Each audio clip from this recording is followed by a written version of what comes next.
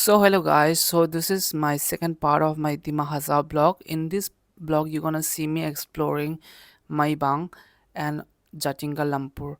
So at the first part you're gonna see me exploring the Dima Hasao Cultural Heritage Museum where they have described about the importance of their Dima Hasao culture and uh like how did they preserve the culture, and also about the kingdom which is the lost kingdom of the Dimasa, and also so many historical figures and also many important figures of the Dimasa people, and also so many things that you're gonna see me. So in the second part you're gonna see me how we misguided or misdirection, I don't know what it is, but we are being stuck around to the on the way to the Maibang stone house, because of some kind of error by the tourism department of the Dimasa. So it's kind of a little bit tricky now, but it is what it is, what we had faced.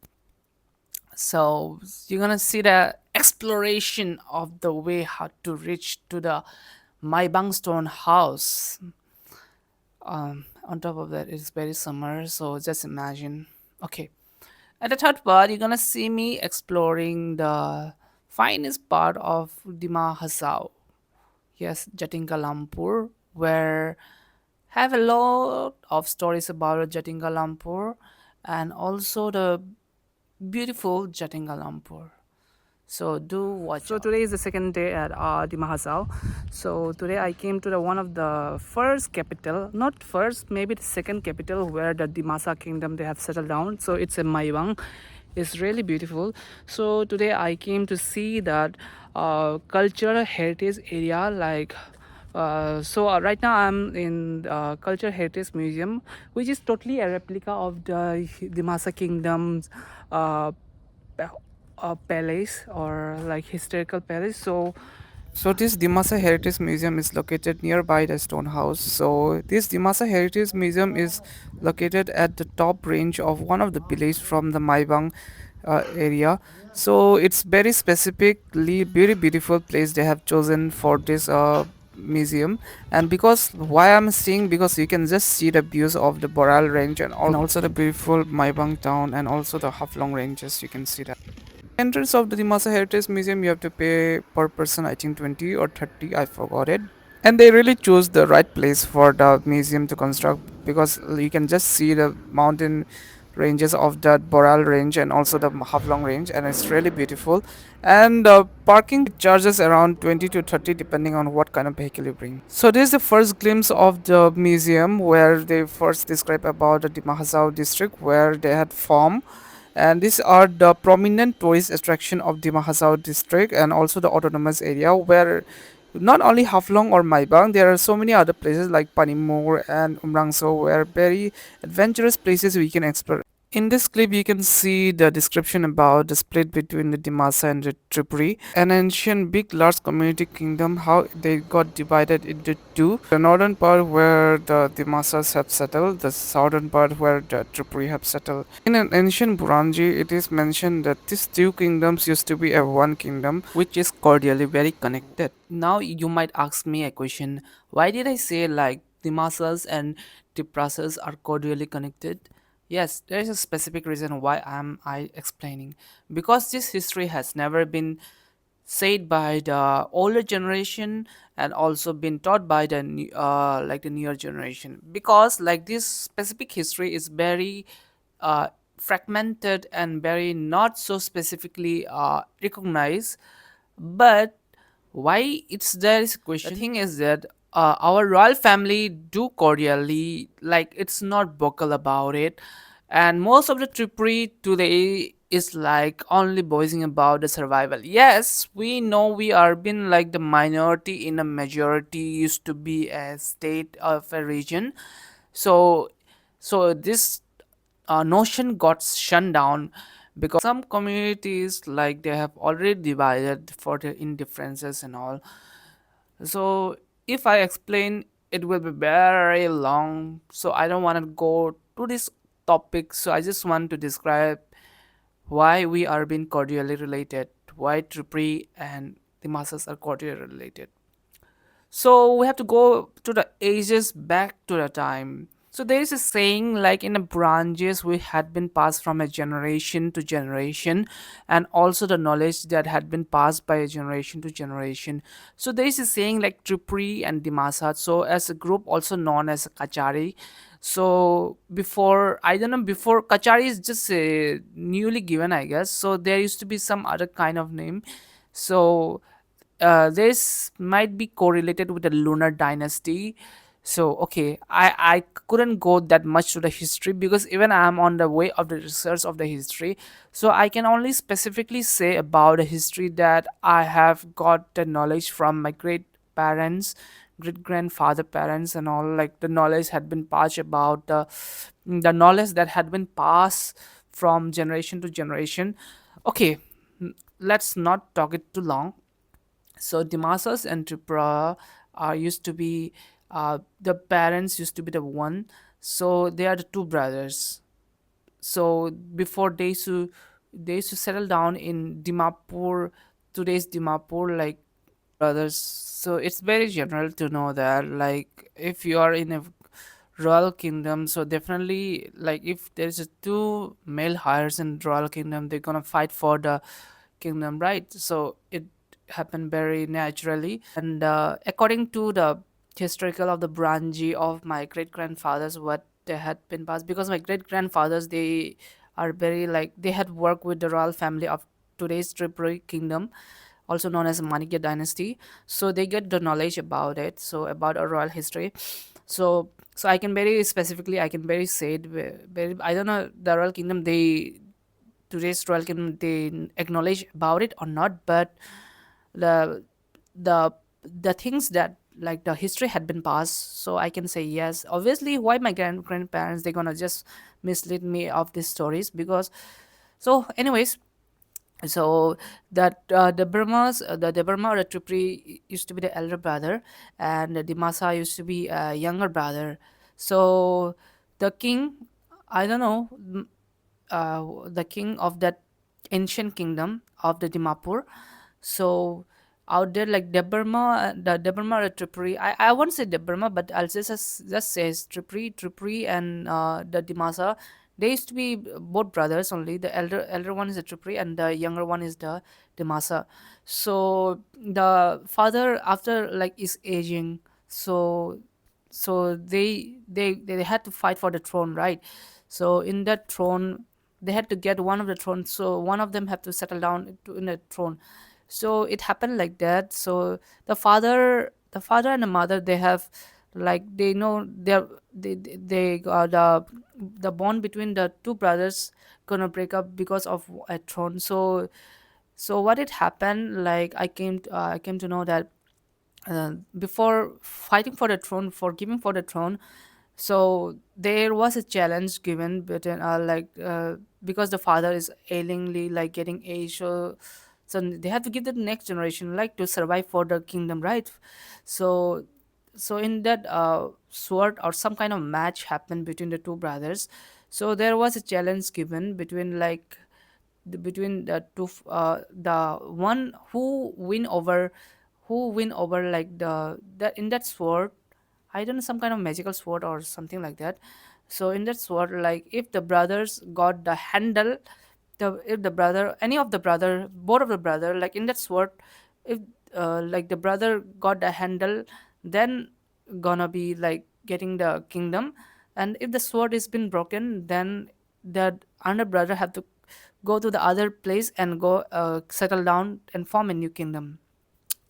So there was a fight between two brothers. I think, I don't know in which month, but it happened. I don't know. It's very, very, very, very. I only get only about 100%. I only know the 2 or 5% of the history. But my parents and even the great scholars who have been doing the historical scholars, they know it. So, like, my so there was like, they fought for this kingdom. So there was fight happened between the two brothers to get for the kingdom, to get a throne for Dimapur. So the younger brother in that like, I mean, they didn't fight like with the armies and all. They just had a, like some kind of competition happened to get to the throne. So as I said that that the sword go went to the younger brother, and handle. I think no. I think the handle or sword. I'm very confused. Okay, like handle or sword, like got to the Burma. The handle got to the Burma. The sword got to the Dimasa, I guess. But because like I'm very confused because even the Dimasa, like the people I have seen, like even they also have the history. Who is very history enthusiastic, they can the historical about they can say about it.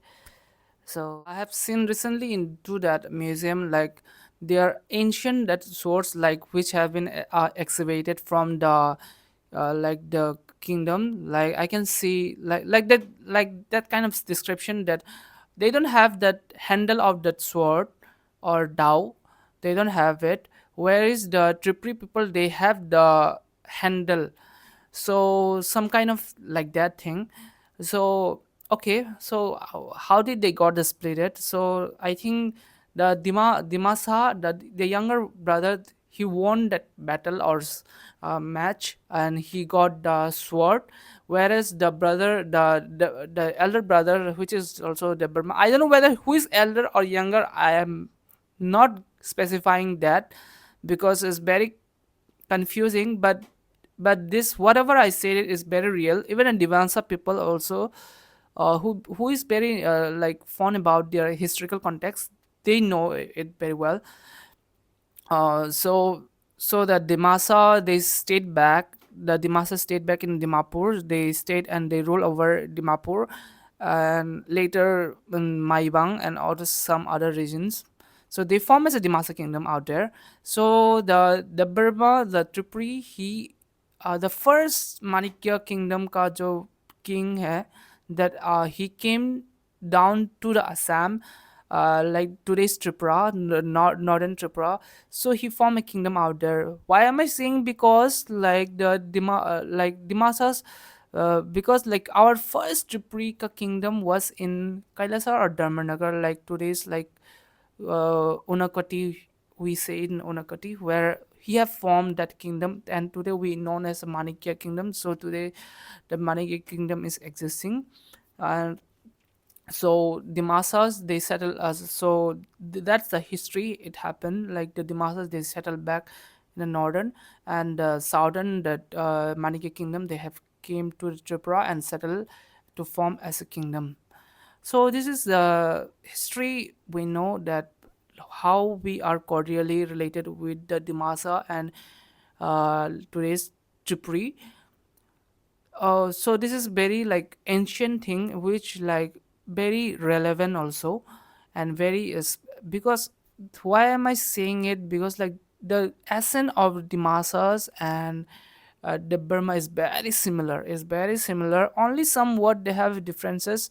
So some, like for example, like in Tripuri also they have a very small community like Jamatia and the Burma. They have a little bit SN, right? So same thing it happened with the Dimasas, but in Dimasa we become like a big wide wide difference between some of the essence, but we can understand, they also can understand, we also can understand. So that how we are cordially related between Dimasa and Tripuri. So this is the, until today, why am I describing this thing? Because like I think in 2017 or 18, like the our Tripurika royal family went to Dima Hasao to give the respect, like to try to unite between the Dimasa and Tripuri together by giving that like bringing back the sword ka handle and like the sword. So they try to reunite each other by bringing like leniency between the more cordially, more stronger bonds between the Tripuri and Dimasas. So that's also one point how we say it's more, we are very closely related between the Tripuri and Dimasa. And second thing is this geographical. Even geographical, you can see we Tripuri are in the southern side, where Dimasas are in the northern side. So basically, if I say, it's very controversial that even we Tripuri, so we came from Assam and we settled down today's Tripura, which is adjacent to the Bengal and today's known as the Mizo Hills. So we settled down there and we have our own kingdom. And the masses, they already have. We are like we. It's very controversial to say that with Dimasa and Dimasa Kingdom and Tripura Kingdom used to be a one, but they split it into two, and they form in this way. So this is very historical context, but history is history, but very relevant history and very ancient history though. And the masses, they are the, I think they are the, if I say it very vocal, I don't know, I can't say it like very 100% the thing, but Dimasa is like, is one of the ancient kingdom. So as Tripuri. Tripuri is also an ancient kingdom, and we are the only surviving kingdom. So this is how like the Masas and the Tripuri, they correlate each other. So this is the little bit history. I'm sorry that I couldn't explain it very well organized way, but at least I try to specify how Tripuri and the Masas, they correlate each other. So this is my description between the Dimasa and Tripuri. So why did I even try to explain, why did I even try to add in this video? Because like the cultural, like whatever the rituals of the Dimasas are same as Tiprasa, like the Burmas, what they follow. Only now we have parted away, so now it got little bit different. So yeah, so like it's very controversial. So anyways, I'm not gonna specify like other histories about the Dimasa, Kachari and Boro, this and that, that's very long. So anyways, like let's so let the, so that's the only story of this. Okay, so let the video, so let the video continues. So as we continue in this clip, you can see some of the replicas of the lifestyle of the Dimasa people, where you can see the hand waving of the Dimasa attire by the women attires, and also some of the traditional lifestyle food for food are preserving, and also some of the musical instruments of the Dimasa culture, and also Dimasa people. And this one of the sculpture where the last king of the Dimasa also been projected out here.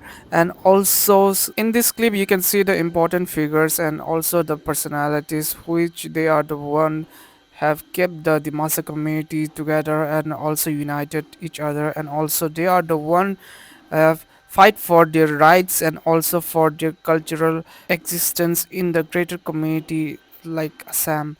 So they are the important figures of the Dimasa community. So here you can see the replica of the Panimur, which is also very well known tourist site, where they have not only shown the Panimur, and also at the side of there you can see the Umrang.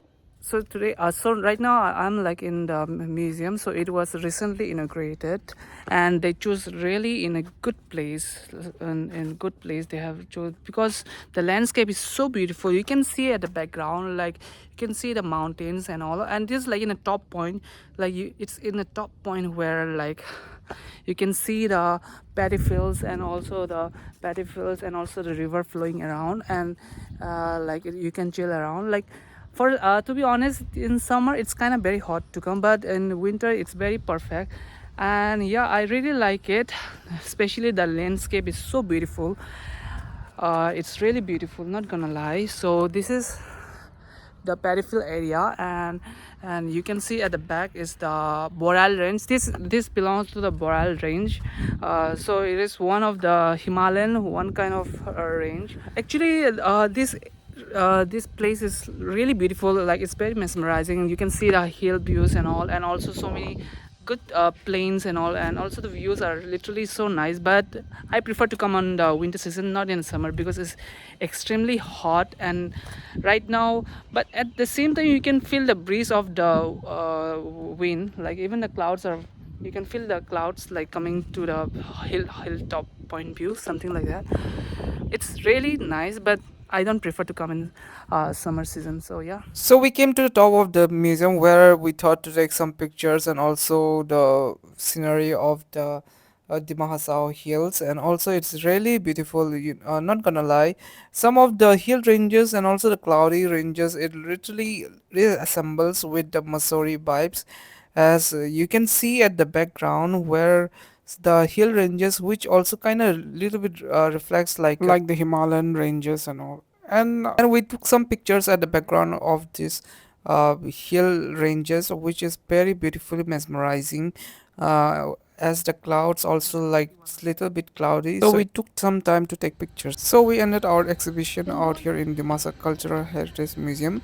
So we headed towards for the stone house, which is near to the Maibang town, but that's also a lot of history. As we move towards the historical stone house, it's very confusing, not gonna lie. Dima Hasao Tourism Department, please look after this, as we had been going around here and there only. It's just nearby only, but there is no proper direction. It's not even given. So we just thought we have to cross the river, but how can we cross the river? Apparently, we just found this new bridge which is recently inaugurated, and we had been just spiraling around to the nearby the Maibang railway station, as they haven't given any proper direction. And when we tried the Google map also showing us a long direction, and it was really confusing, not gonna lie.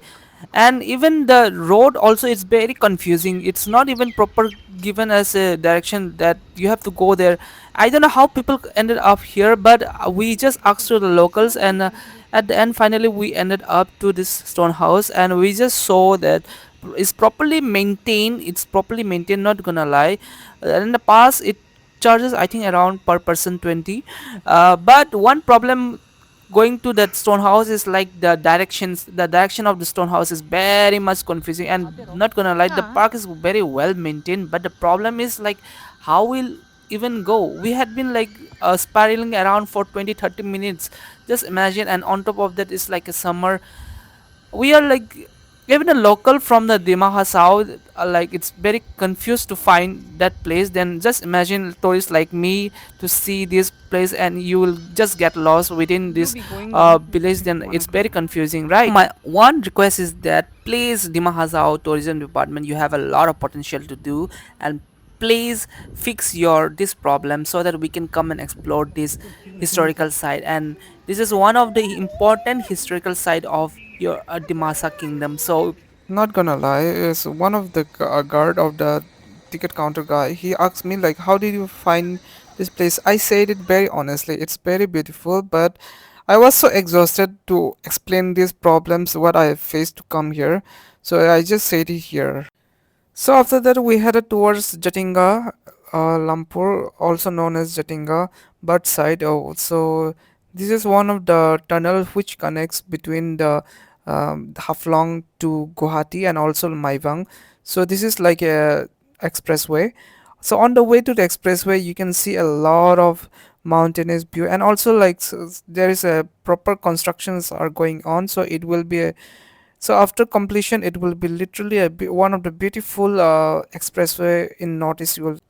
So I was just enjoying this moment. Like after such a long time, I came to the hill station, and I really find it so relaxing and very peaceful to see this kind of views, because like I had been staying in a city for a long, yes, in a city like a plain city where, like there is no hill station.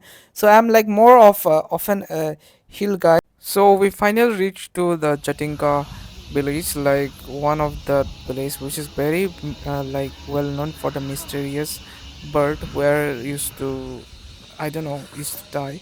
So we didn't went to that place. There's a trekking also in that place you can go, but we didn't go there. So we ended up going in one of the hill point view where like also a cafe. So this is one of the village. Like it's very well properly managed and it's very beautiful. It looks like little bit like Meghalaya. So we just sat over in this cafe and we just had some lunch. This is one of my successful trip to Long, and it's really mesmerizing. I think next time I'm gonna visit again. So ending my blog for today. So do share and subscribe.